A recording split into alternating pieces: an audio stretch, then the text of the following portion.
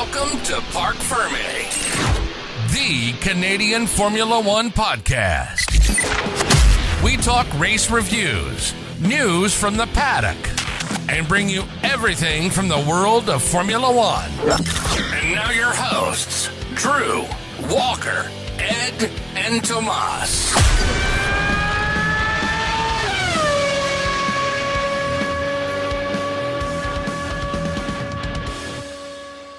What's up, everybody? Welcome back to Parc Ferm, the Canadian Formula One podcast.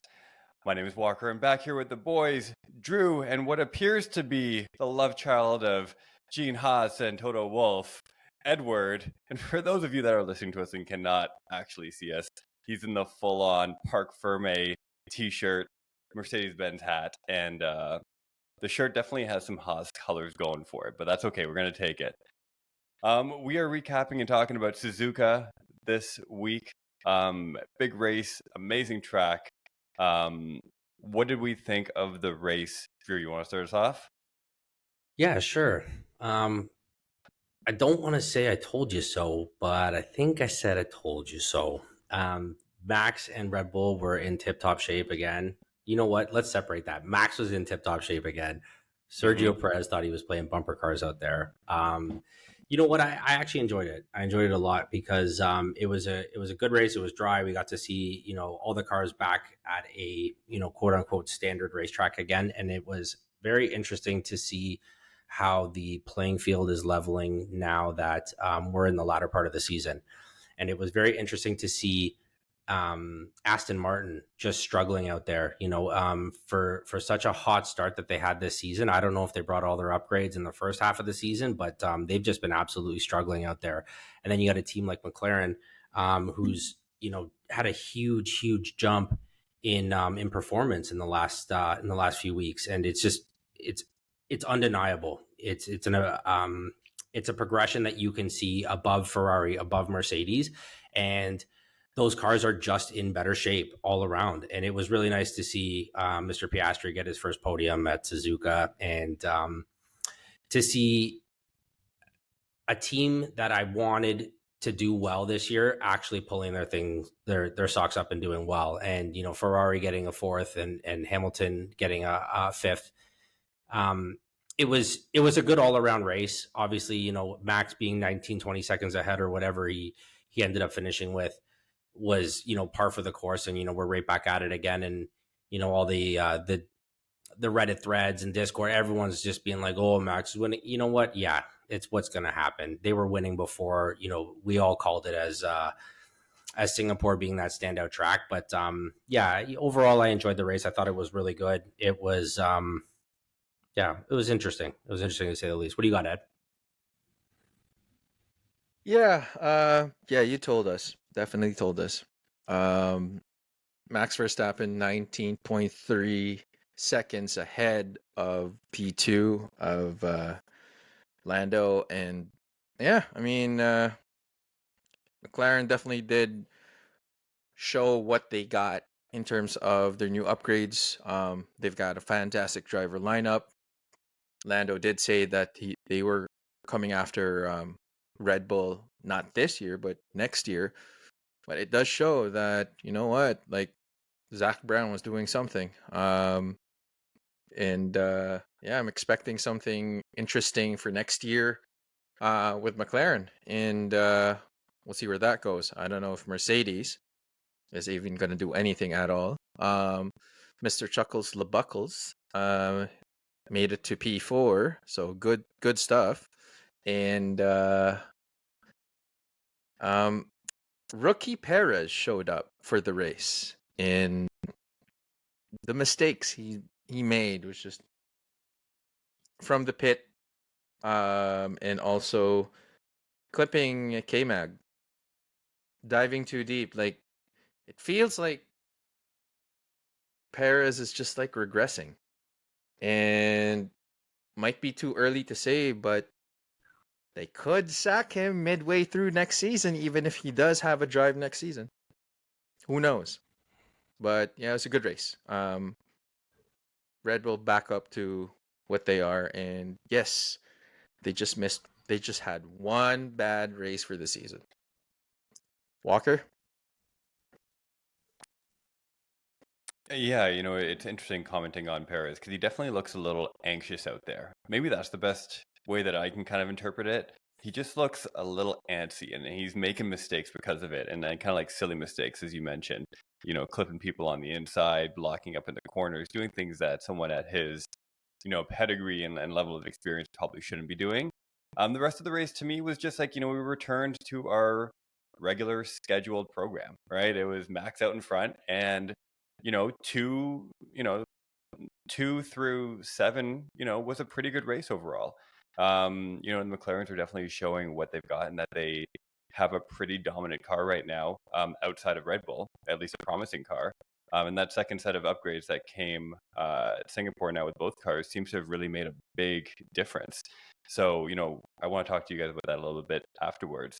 Sainz again with another solid performance. And Ferrari in general have done pretty well. And then you had the Mercedes boys kind of duking it out, right? And I think that's starting to become an interesting dynamic to watch out for as well. Where at which point does the old guard become the old guard, or is Hamilton still firmly number one in that team? And how does Russell? I think he is, and I think he will be for the 2 years that he has his contract there. But how is Russell going to really deal with that in those 2 years as well? From a psychological standpoint and a competitive standpoint. But again, more of that for a little bit later. Do you guys have a highlight for this race? What stood out to you? Was it a driver, a moment? Drew? I'm going to go with Piastri getting his first podium. I thought that was awesome. He had a great race. Off the start, he lost a little bit of time to Lando, and Lando, I think, just had a little bit of a better launch and was a little bit later on the brakes going into the first corner there, and he was able to get in front of Oscar, and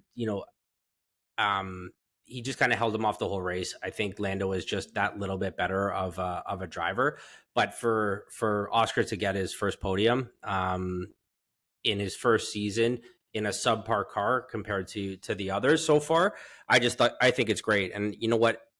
Most of the time when I'm watching the Grand Prix, I forget that he's a rookie. You see someone like Sargent, par for the course, shows up to rookie form every single race, and even Liam Lawson, you know what I mean? Like, he's a fantastic driver, coming in 11th in a car that's their best result. Like, that's what they're gonna get is 11th. And yeah, I guess a highlight for me to summarize that is Oscar Piastri.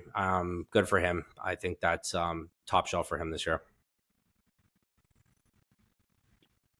I think for me it would be the Mercedes boys giving Carlos Sainz his actual strategy in terms of being able to use DRS to block off Carlos Sainz, and Lewis Hamilton not giving any of it. Like, he wanted to be ahead, but of course, as you mentioned earlier, Walker, that George Russell is now kind of like starting to push his weight a little bit, and he wants a little bit of his race to be ahead of Lewis. So we won't know if it's going to turn into a Bottas situation or Nico Rosberg. Time will tell. I think it will come into fruition probably the start of the 2025 season. 2024, I think they're still going to be scrappy. They're still going to try to be a team. But if they do come up with a better car, watch George Russell try to kind of like be elbows out with Lewis if they see each other on track.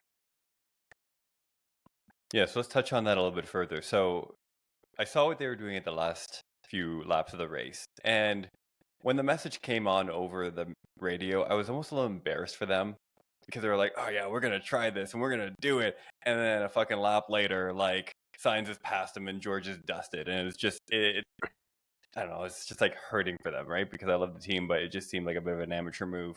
And Sainz just kind of laughing now, like, ha ha ha, they tried to use my own move. Like, this is like the Sainz move now, right? This is Carlos's signature. So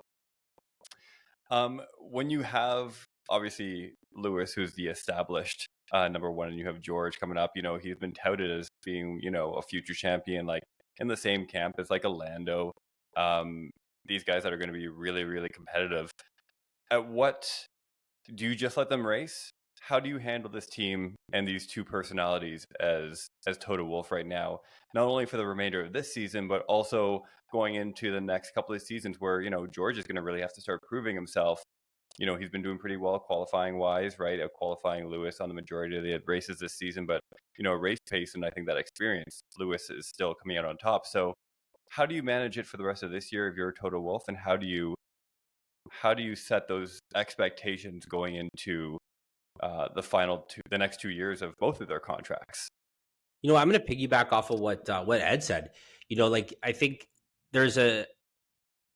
it depends on how competitive the Mercedes car becomes for the 2024 season and going forward. I think if the car remains uncompetitive, that Lewis is going to see the end of his career coming sooner than later, and he might be more inclined to kind of pass the torch to George and say, like, listen, like, good luck with Mercedes for the rest of your career, dude, or however long you stick around. But like, I think my final title shot's out of the way, and I don't think that's going to work. But if that car gets competitive again, Lewis doesn't give a fuck about George. He's going to absolutely gun for that final one, and I don't think there will be a lot of leeway in terms of professional courtesy for a teammate. I think Lewis is going to be like, listen, I put in my time. Sorry, kid, your time will come. I need one more before I go, or at least try to shoot for it at the end, because nobody wants to burn out. You know what I mean? They want to rock on for their last performance. And I think if the car becomes uncompetitive, I think Lewis in himself will, agree that, this is kind of where my career is going to end. The career is not, or the car is not super competitive. The team's not doing so hot. Let's just kind of fade away here and retire gracefully. But I think George has a lot of learning to do still, because he's a super consistent driver, but he still makes some rookie moves sometimes. There's just like not a lot of race sense in some of the things that he does. And I think that there's a lot of tire management. There's a lot of communication with the team that still needs to be learned, that Lewis and his team manager operator, they have like a frickin' frack thing going, and they've had for the better part of a decade. And I don't think George has that yet. And I think that there's a lot of learning that still needs to be done. But in terms of, Lewis gracefully passing the torch, that's going to, rest solely on the team's ability to build a good car for next year. So, in short, it'll be to be decided. I mean, we all know how ruthless Lewis can be. Like, we all saw the Rosberg Lewis situation, and how Rosberg won his championship in Abu Dhabi, that last race. Like, Lewis was holding back was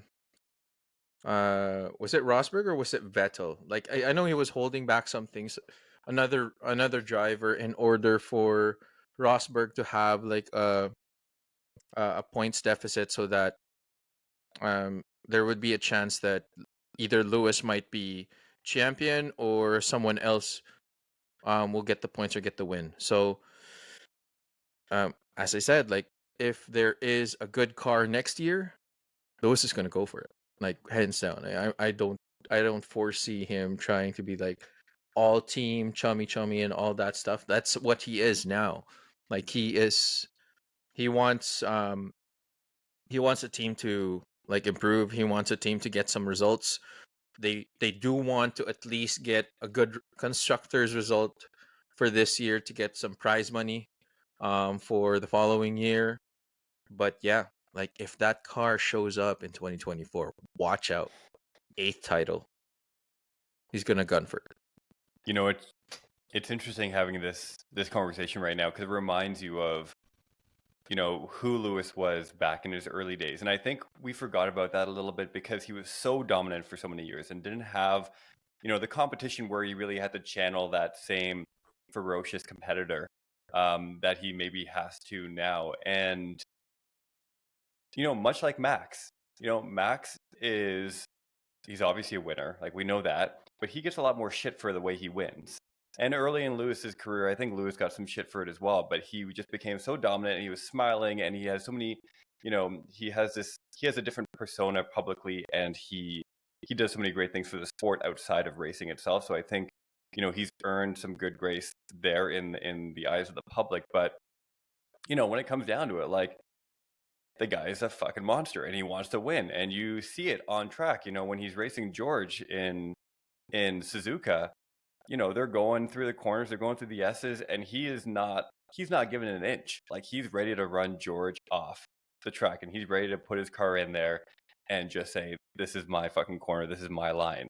And I think we're gonna, as to both of your points, as the car becomes more competitive, and hopefully it is next year, I think we're gonna see more of like that competitiveness come out, where he's really having to fight for wins and fight for places and podiums, and it's not going to be like the same like nice smiling Lewis that we saw the last 5 years when Mercedes was absolutely dominating, and he really didn't have anyone to challenge him too seriously. So I think it'll be hard for Toto or Mercedes or anyone else to really rein him in. And I think, as long as he's racing, I think he's just one of those guys similar to Max, right? Anyone who's attained that level of success, that they're going to win, and they're going to try and win, and beat whoever they're racing, whether that's their teammate or everyone on the track, regardless. And I personally can't see him racing off into the sunset and giving places to George just because he wants to pass the torch.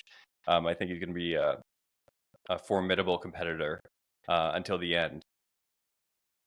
Speaking of the end, we are down to our last 6 races of the season, which is surprising. And it's actually surprising to me that, given how dominant Max has been and how many races are left, that mathematically there's still a chance for someone else to be world champion, presumably Perez. I'm not really sure, because he hasn't officially clinched it yet, which is a little surprising. So I want to turn our attention to both the drivers' standings and the constructor standings, and performance overall. And I want to talk about that number 2 position in the driver standings. Max obviously is going to take number 1. We all know that. Who do you have for number 2? Checo has been holding on to that for dear life, but he's had a couple of shitty races. Before the break was a little shitty. A few races now have not been great. And Lewis is not that far behind. He is 33 points behind. And that's with no wins on the season and only 5 podiums, which is also surprising, and it just speaks to like the consistency of 4th and 5th places. Who do you guys have for number 2? Just for the record, Alonso is number 3 with 174. So it's 223, 190, 174. Drew, who's taking number 2? I gotta say my boy Lewis. Like, there's a bit of like honor that I have to say him because he's my favorite driver. But there's also a piece of me that thinks that, like, like I've mentioned in previous podcasts, like, the consistency is going to dominate over everything. Like, do I think that the Ferrari's a faster car right now? Yeah. Do I think that McLaren's a faster car right now? Yeah. But I think that, like, the way Lewis has been showing up every single race, and I know he's not on podiums very often, but he is consistently in the top 5. Like, there's very few, if any, DNFs this year. Like, when you show up consistently every time, like, that's where you get it. Right? Like, you're not in the bottom. You're not out of the points. Like, Carlos Sainz, Charles Leclerc, they both had some really rough starts to the year and, like, poor races. But, I also want to touch on too that I have to ask you, since this question was posed, how do you feel about a driver's championship being decided by a fucking sprint race?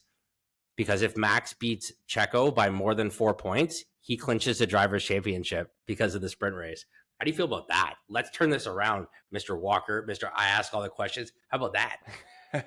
Oh, honestly, man, at this point, I don't care. I don't think a sprint race at this point is really going to make a difference on whether someone clinches it, if he clinches the championship, whether he clinches it in a sprint or, on a fucking fastest lap or quali. I mean, he's proven that he deserves it this year. So, but let's talk about like the actual system of Formula One. Let's say it wasn't Max on a super dominant season. Let's say it's, let's say Lewis and Max are duking it out, and it comes down to a fucking sprint race. How do you feel about a driver's championship being decided by a sprint race? You cool with that? Is that cool with you? You know what? It is what it is. Like, it's. Do you want to see it decided on like a half-hour race? Like a fun, Saturday race? Probably not. Not ideal, I would say. But I'm just trying to evoke some emotion out of you. Get mad at this. Because if Thomas was here, he'd lose his fucking mind right now. And maybe, what? Maybe we just miss Thomas. We miss his absolute, I don't know, pessimistic energy.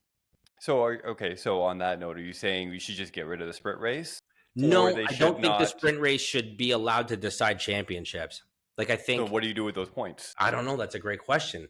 I didn't have an answer. I just had the question. Back on you, buddy. No, what do you do with those points? I get to ask the questions now. You come up with the answers. How about you? What do you got on this, dude? Well, you can ask Michael Massey and how he decided a 2021 championship. Like, he screwed that up for Lewis. So what's the so sprint sour race? about that, eh? You wanted a reaction? That's a reaction. All right, fair enough. Let's bring it all back to 2021, eh? Okay, so let's ask a follow-up question. Let's say actually, you know what? That question was not going to make any sense. So let's move on. I was trying to like reverse engineer the sprint race in another way. You know what? Ed still has to answer the question about who he thinks is going to come in second. Oh yeah, who do you think's going to be in second? Well, provided that Sergio Perez continues his lackluster performance for the rest of the season, and Aston Martin, maintains their just horrible strategy and horrible car, and Carlos Sainz doesn't stay behind or stay in front of another car that's going to block Lewis with his DRS. Is there an answer here, or is it? Yes, there is an answer. Okay, just relax. I'm getting to it. Wondering. Can we get to that part, or? Okay, fine. Relax, guys. Relax. I'm relaxed. You're the only one screaming. I think I want to go for. I think I want to go for Carlos Sainz. I want to go for him. Is that so hard? So you think Carlos is going to be second in the championship? He's had two strong outings. The past 3 races. Suzuka wasn't that great, but if he's pushes a lot of points to make up, dude. Yeah, that's fine. You know what? We wanted an answer, Drew. He gave us an answer. That's fine. I gave you an answer. Entitled. Just the preamble was a lot of it was too long. Yeah, that's fine. Whatever. So I want to go back to the sprint races and deciding championships on sprint races, because I feel like this is perhaps something that will come up in the future. I think presumably if a championship is tight enough, you won't really win it on a sprint race, would you? Like if it's really a close competition. I guess it depends on, it depends on how they end up doing the sprint races going forward. How many do they put in a season? Where do those sprint races land? Right? Because if they have a sprint race towards the end of the season, like let's say Vegas this year, there's a sprint race in Vegas, hypothetically. I don't know if there is. Maybe there is. Then it could absolutely be decided. I mean, I think sprint races in general are kind of stupid. I think we should just get rid of them. I like the standard weekend practice quality race. I don't see the need for a sprint race. I'm with you on that. I think it's just like a bit of a gimmick. They're trying to like make some more money. I get it, but so you know what? Fuck the sprint race. No championships decided on sprint racing. Is that emotive enough for you? Perfect. Top shelf. Okay. Well done. I want to follow up with this drivers' championship for a second. So Max is going to clinch it presumably next weekend or shortly thereafter. Do you think Max does anything to help Checo secure second? Not a chance. Not even almost a chance. Will he crash in quali? Will he like hold somebody up? Not a chance.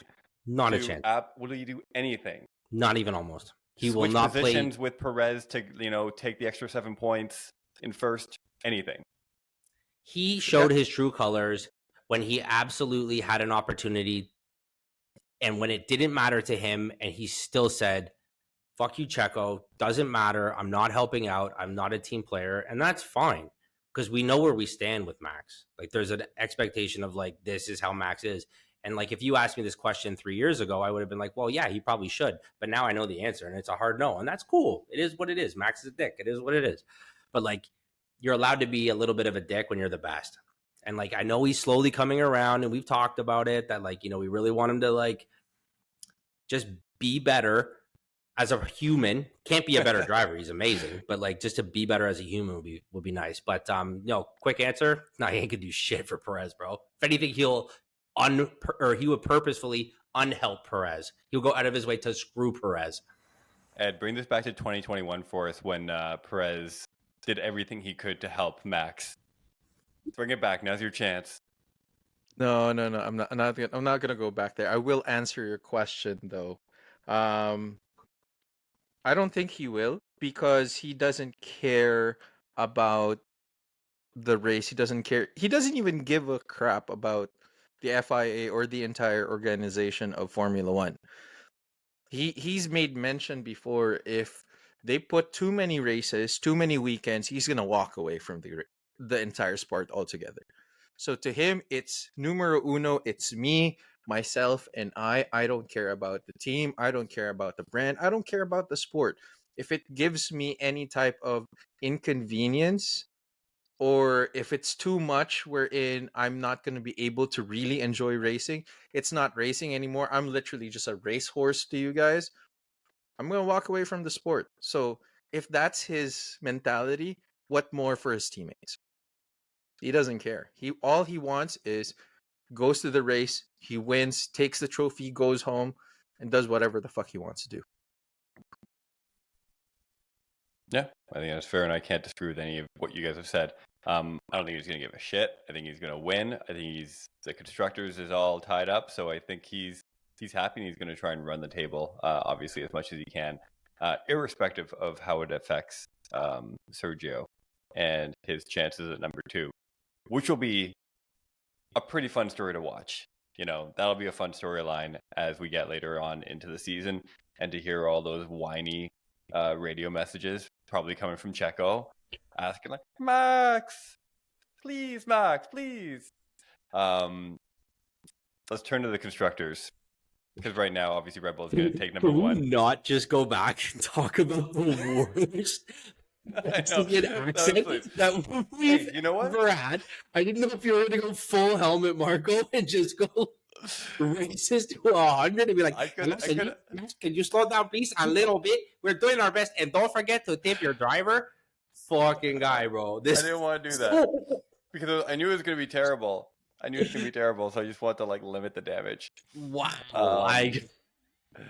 Let's move on to the Constructors Championship, please, and pretend that never happened. So Red Bull number 1, and we have Mercedes and Ferrari 2 and 3, 20 points apart. Are you listening? The question is coming. I'm fucking trying, man. I'm fucking trying. Are you listening? All I can think of is Speedy Gonzalez with Walker's face on it right now. This guy. Max on the leg. Oh, man, too good. Are we going to get flagged for this? For sure we're going to get flagged. Someone's going to report us. I have a feeling we're going to get flagged for this. We're going to get canceled. Whatever. Canceled. We were talking about the Asian leg last year. Or last year. Yeah. It's fine. Mercedes, Ferrari, second, third, 20 points apart in the championship. We'll see what happens. That's not my question.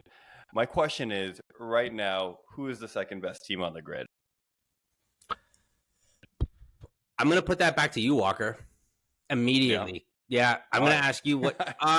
You know why? Because I don't have a quick answer, and I need a few minutes to think about it, and I might piggyback off your answer. So let's just hear what you got to say first. I have to go with McLaren, actually. I think McLaren has been the strongest team post-break. And I think right now, next to, given the driver lineup and given the car that they have, especially after this weekend, I wasn't sure.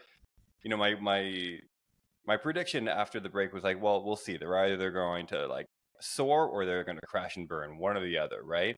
But I think they've really shown they have a solid package. They have a really good driver pair right now, and I would put McLaren as the number 2 team on the grid. Drew, you Such a solid package. Such a solid package, bro. It's the best package out there, buddy. Mm-hmm. It's got the solid package.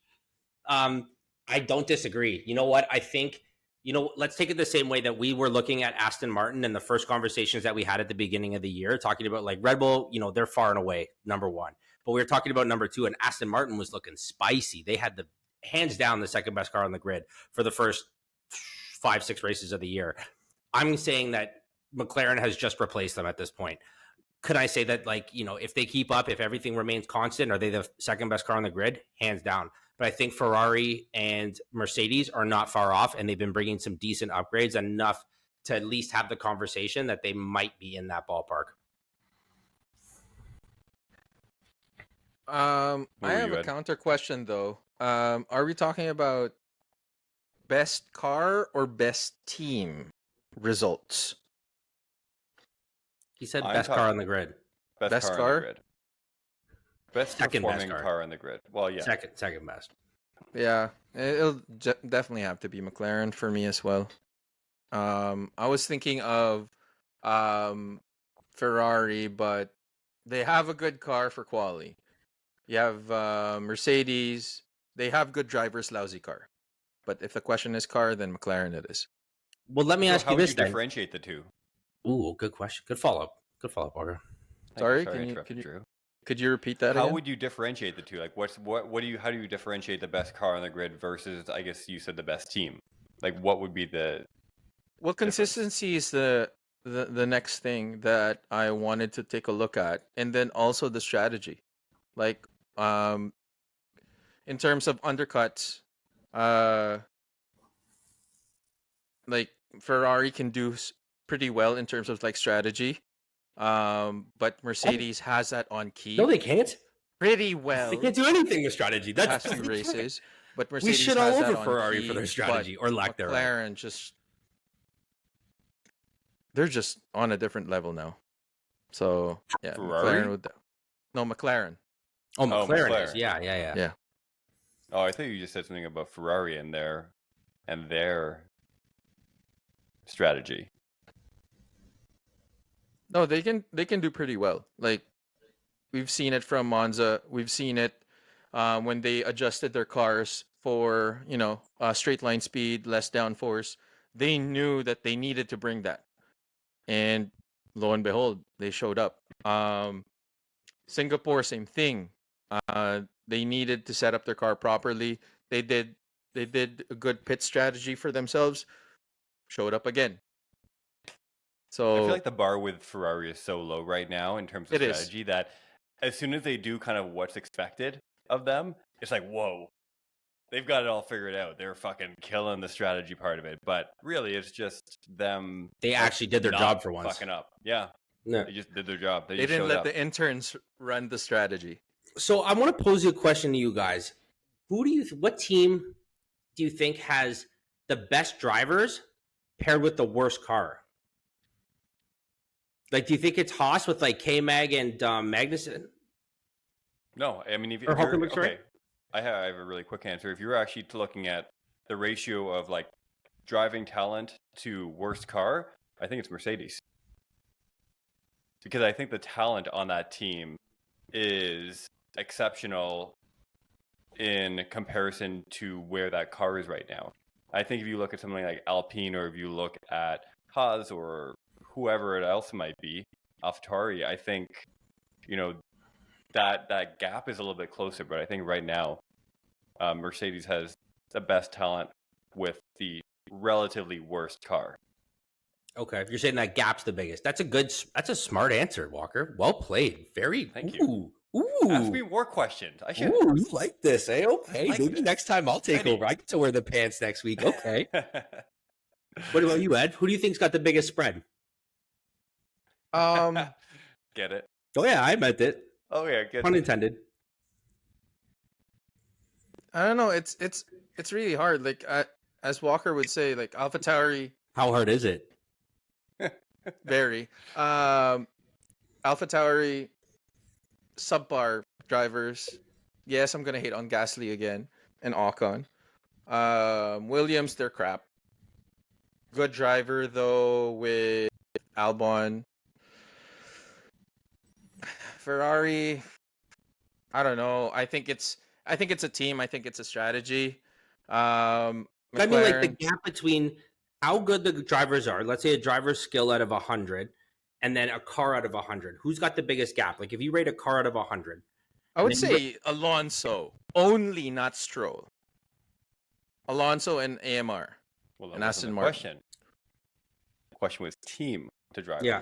But Then whatever. they go fine. Then go back to Mercedes.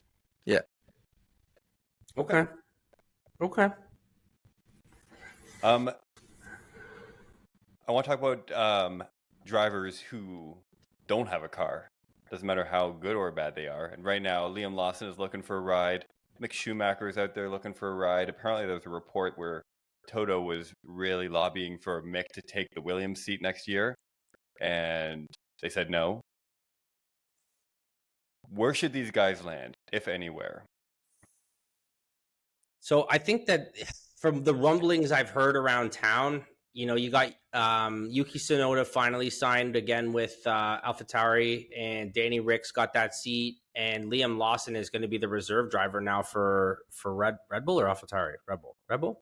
Yeah. And Yeah. Mick Schumacher's got his spot in Mercedes as reserve driver. Now, I heard rumblings that they were going to stick Lawson in a Williams on Boro and replace Logan Sargent. That's what I heard. News around the paddock. Well, I thought they were going to keep him. Well, they're trying to. That's the thing. There's a perfect balance between like you want to keep a talent like Lawson, but you also want to not let his talent go to waste as a reserve driver. Like he needs more time on track in order to hone these skills. And like he's been getting great time on track right now and showing up to bat. Like I think it would be a huge disservice to Lawson and future Red Bull by having him sit as a reserve driver. Like to me, in my opinion, like if it's not about money and not about marketability, sorry, Danny Rick, you got to go, dog. It'd be Yuki and Lawson was that a all mistake? day. Was that a mistake to sign Danny Rick to that? I think it was a contract for mistake next to year? sign Danny Rick, not knowing what was going to happen, because they signed Danny Rick and then he broke his hand. Because if Lawson never had a chance, we wouldn't even be having this conversation. No, he wouldn't. Right? So like, Yeah. I think looking back, reflecting back on how everything played out, 100% they fucked up big time. Because like now you see Lawson, you're like, sorry, Danny Rick, you're in the twilight of your career on the best day. Here's a microphone. Go be an announcer. Go be a personality on the grid walk. You're done. You're retired. And he can have a great career doing all that kind of stuff and maybe be the reserve driver for Red Bull. But Lawson needs a seat, straight up, my opinion. Well, just to compound on what you just said on Mick Schumacher and possibly, or the rumbles that he would get the Williams seat. How about this? So let's say Sargent is out, Liam Lawson gets like the seat for Williams on loan in 2024. Sergio gets sacked. Liam goes to Red Bull, and Mick goes to Williams. What do you think? Because I have a feeling, strong feeling that Sergio's going to get sacked midway through 2024. All right, let me pose this question before anyone says anything. Do you think Helmut Marko or Perez is going to get sacked first? Ooh. Oh, nice question. I love that. Oh, Mr. Questions Perez. of the day. 100% Perez. is gone. White privilege, eh? Perez is gone. Sorry, bruh. Yo, you know what? He's like Marco's like a fucking cockroach, right? They're gonna outlast everybody. He's gonna be there forever. I think Red Bull's going to have a lot of PR questions to answer if they trash Perez before they trash Helmut. It depends on how his performance is. Can we discuss his name for a second? His name's Helmut. Is that like a normal name where he's from? Because like that to me is like something I put on before I play hockey. Wow. Maybe. Now who's racist? I don't know. It's not racist. Now who's? Yeah, sure it is. Is it? It's Yeah, namist. of course it is. It's namist. Listen, there's a cultural background to the name helmet. I don't know what it is, but I'm sure there is. And here you are, demeaning it to a simple piece of protective equipment. Drew, I thought better of you. I want to know. I want to know. Yeah, you do. I want to know what's wrong with Mick Schumacher. I want to know why he's not getting a chance from any of these drives. Is it a personality thing? Is he just not that good? does the name not mean anything? Because I feel like with that kind of pedigree, it's just, you'd think he'd have more shots at a seat right now, but his name doesn't seem to be coming up a lot, except for like, Papa Wolf trying to like feed him into Williams. To be honest, 100. I think. Okay, I don't think he's the Schumacher his dad was. Let's get that out of the way right now. Is he a good driver? Yeah. Is he top 20? Maybe. But he's at the level where Williams is willing to try a rookie like Logan Sargent to see if they have found a diamond in the rough before putting Schumacher in and knowing exactly what you're going to get. So, like, is he a good enough driver? Maybe. But, like, if they're willing to test out a maybe instead of you, then you know where you stand. You know what I mean? Like, that's just my... I want him to get a shot, but doesn't seem I actually like the happen. kid. Yeah. Like, and like his name does come with some sort of like something behind it. Like when you hear Schumacher on a Formula One Sunday, like it's nice, but I would like to see him in that Williams. I think that's a competitive car, and him and Albon, I could see them. Like, I don't know what their relationship is, but like that's a good little duo for a bottom of the barrel team. I'd like to see it. Yeah, I would agree to that too. I mean, I feel like Mick Schumacher, just to pull a reference from like back in the day, feels like another Schumacher, but the other one, Ralph Schumacher. He was racing at the same time as his brother Michael was racing. But wasn't that great? Like, he had the name, he had the pedigree, he had the training. Not that great of a driver. So only time will tell if he can get to prove himself again, because his outing at Haas was just pairing him up with Mazepin. They kind of look the same in terms of their performance and not by their looks.